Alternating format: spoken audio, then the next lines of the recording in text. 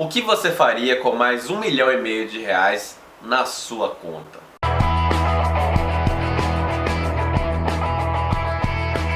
É esse o valor que o Luverdense tem direito por ter eliminado o Figueirense na segunda fase da Copa do Brasil. O gol foi marcado muito cedo pelo time do Luverdense, com 3 minutos de jogo, com o Wilson Júnior, que a transmissão do Sport TV pegou no pé dele porque ele estava sem caneleira, ele tentou dar um migué ali, botou um volume no meião e tudo mais.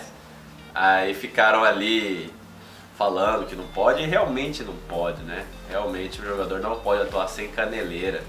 Mas essa foi uma curiosidade dessa partida. O Luverdense que pode pegar o Fluminense nessa terceira fase da Copa do Brasil. Essa segunda fase, ela está dividida, né, em 3 semanas. O Luverdense jogou agora, o Cuiabá vai jogar semana que vem e o misto vai jogar no dia 6 de março. E o que eu falei no início do vídeo dos R$ 1,5 milhão é a premiação da segunda para a terceira fase. Os times que avançam têm direito a R$ 1.450.000.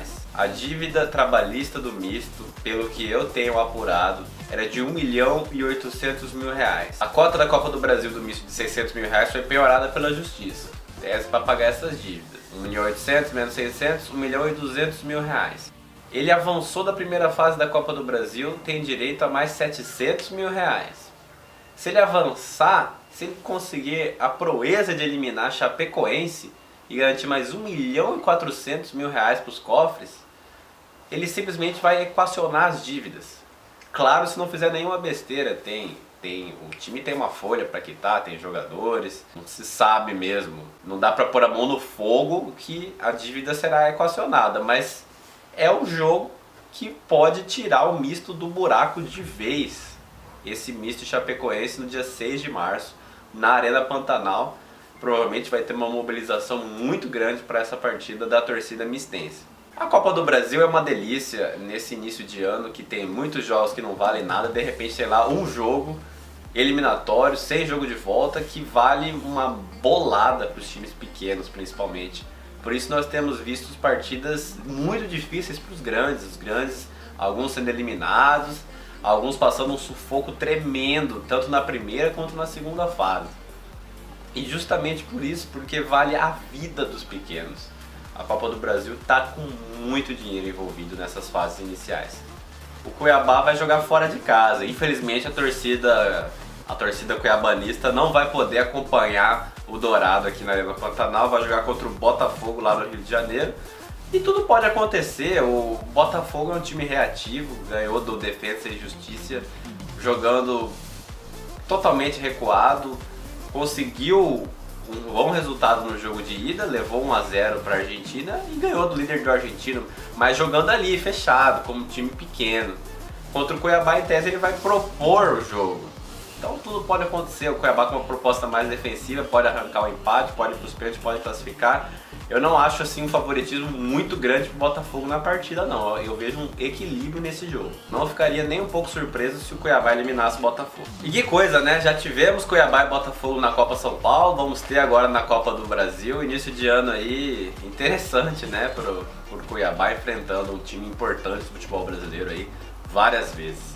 Mas voltando ao assunto do Luverdense, impressionante como um time consegue fazer 2 partidas tão distintas num período de 3 dias.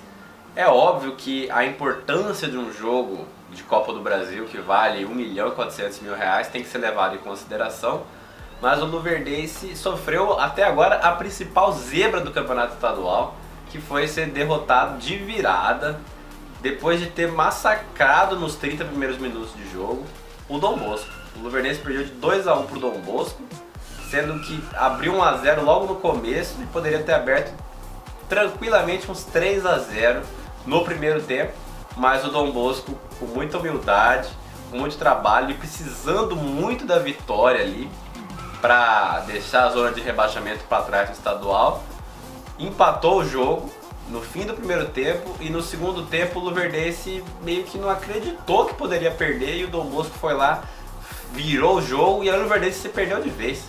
E acabou sendo um jogo muito importante para a moral do time do Dom Bosco.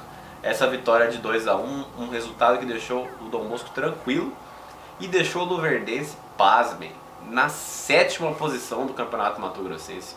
uma coisa inimaginável. O Luverdense está em sétimo no cenário estadual. O Luverdense já acumula 3 derrotas no estadual. Na estreia, um resultado esperado diante do Cuiabá, 1-0.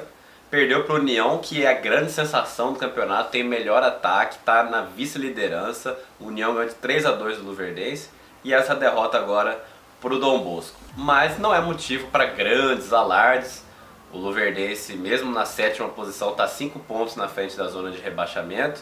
E ainda vai enfrentar o Operário FC, que não fez nenhum ponto, perdeu todos os jogos. E vai enfrentar o Araguaia também. Então, em tese, são mais 2 jogos para ganhar, ficar ali com 12 pontos e classificar. O negócio dessa primeira fase, como o Cuiabá deve ser o primeiro, é não ser o 8º, para você não enfrentar o Cuiabá logo nas quartas de final.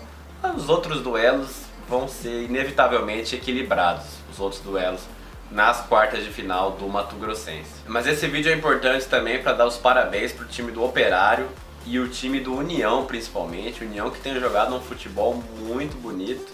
O Operário FC, que é um time que perdeu para todo mundo, mas estava perdendo sempre de um gol de diferença, 2. União não tomou conhecimento, fez 4-0. Tem o melhor ataque disparado do Mato Grossense, fez 12 gols. Eu tive a oportunidade de ver em loco um jogo do União, que foi um jogo com o Operário. Jogou de forma muito organizada, eu fiquei impressionado com a organização do time do União. Teve um jogador expulso já na reta final do jogo e mesmo assim empatou.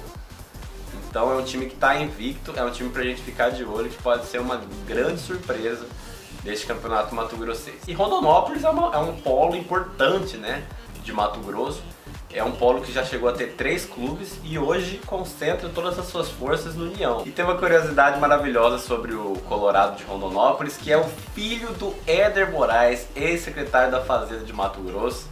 Ele está jogando futebol no União, ele é volante. Ele não tem sido titular, tem ficado no banco de reservas. No jogo do União com o misto foi flagrado ali umas imagens com uns torcedores com uma camisa assim, torcida Éder Júnior. O filho do Éder Moraes chama Éder Júnior. Eu não sei nesse mundo do futebol se era uma zoeira da torcida do misto, porque foi no jogo União 3, misto 1, na Arena Pantanal. Não sei se eram próprios torcedores do União, torcida do Éder Júnior.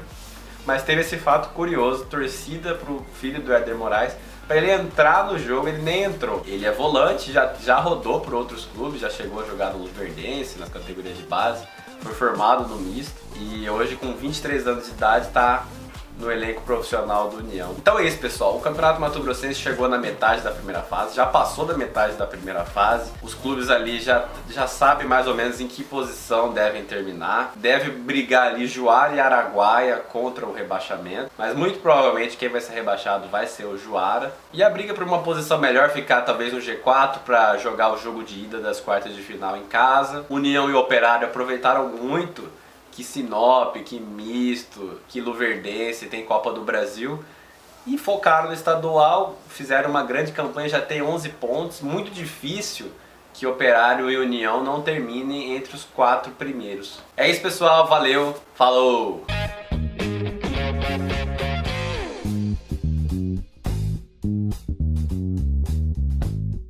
Pessoal, eu queria mandar um abraço pro pessoal da barbearia Torzeski. Fica lá na Avenida Paiaguá. Se você não conhece, dá uma passada lá.